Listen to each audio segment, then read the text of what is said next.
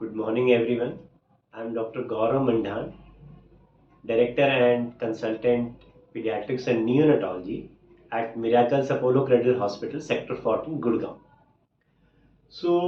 Friends आज हम बात करेंगे कि न्यूबॉर्न बेबी को किन किन सिचुएशंस के अंदर हमें नर्सरी और also called as neonatal intensive care unit में हम क्यों एडमिट करना पड़ता है और क्यों रखना पड़ता है. So let us talk, one by one. तो सबसे पहली इंडिकेशन होती है जो कि आपको इजीली समझ में भी आएगी, वो है बेबी के वेट रिलेटेड. अगर कोई भी बेबी 2 किलो से छोटा पैदा हुआ है और उस बच्चे को हमें ऑब्जर्वेशन के लिए नर्सरी या निकू के अंदर रखने की जरूरत पड़ती है.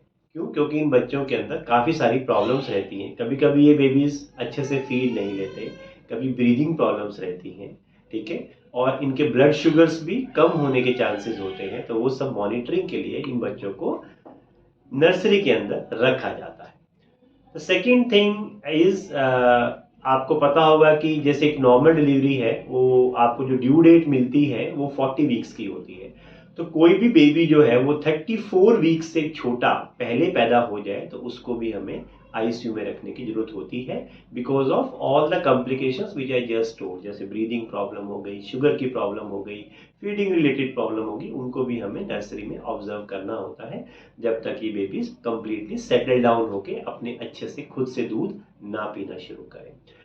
The third thing is babies who are having any problem. कोई भी प्रॉब्लम हो बच्चे को, सपोज करो एक बेबी 38, 39, 40 वीक्स पे भी पैदा हुआ है, लेकिन पैदा होते ही उसकी ब्रीदिंग बहुत फास्ट है, तो उस बच्चे को भी आईसीयू में जरूरत पड़ेगी. मतलब किसी भी वाइटल में, अगर वाइटल साइंस में अगर बेबी की प्रॉब्लम लग रही है तो हम बेबी को एडमिट करते हैं. जैसे first thing is breathing problem. Breathing fast है, सांस लेते हुए चेस्ट में बहुत सारे गड्ढे पड़ रहे हैं, इसको दीज आर द साइंस जिससे हम फास्ट ब्रीदिंग पिकअप कर सकते हैं.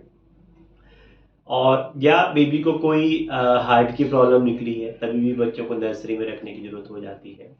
The third most important thing is infections. ये बच्चों, अगर न्यूबॉर्न बेबी के अंदर कभी फीवर आता है तो बहुत ही ओमिनस साइन होता है, मतलब बहुत ही डेंजरस साइन होता है, और ऐसे बच्चों को इमीडिएटली सारी इन्वेस्टिगेशंस करा के चेक करना चाहिए कि ये बुखार का कारण क्या है. ठीक है, तो ऐसे केस के अंदर भी हम बेबीज को नर्सरी में रखने की जरूरत पड़ती है. और भी बहुत सारी सिचुएशंस हैं, बेबी दूध नहीं पचा पा रहा है, फीडिंग इंटॉल, बार बार वॉमिटिंग कर रहे हैं बेबी, ठीक है, ब्रेन में कोई इन्फेक्शन हो गई है, कोई भी और कंजेनाइटल मैलफॉर्मेशन. कंजेनाइटल मैलफॉर्मेशन का मतलब कोई भी बॉडी डिफेक्ट लेके बेबी पैदा हुआ है. कई बार कुछ बच्चों में कुछ सांस की नली ठीक से नहीं बनी हुई है, या फूड पाइप ठीक से नहीं बनी हुई है, लैट्रिन का रास्ता ठीक से नहीं बना हुआ है, ठीक है, तो ऐसे केसेस के लिए भी हमको बेबीज को नर्सरी में रखने की जरूरत होती है.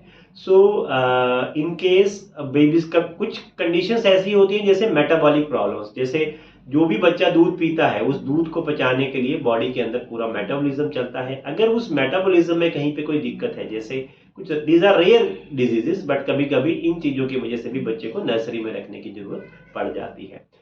जितना बेबी ज्यादा प्रीटर्म पैदा होगा, that baby will stay in the NICU for longer time. जैसे सपोज करिए एक बेबी 34 वीक से पैदा हुआ है, वो शायद 2-4 दिन के बाद ही घर जा सकता है अगर स्टेबल हो रहे तो.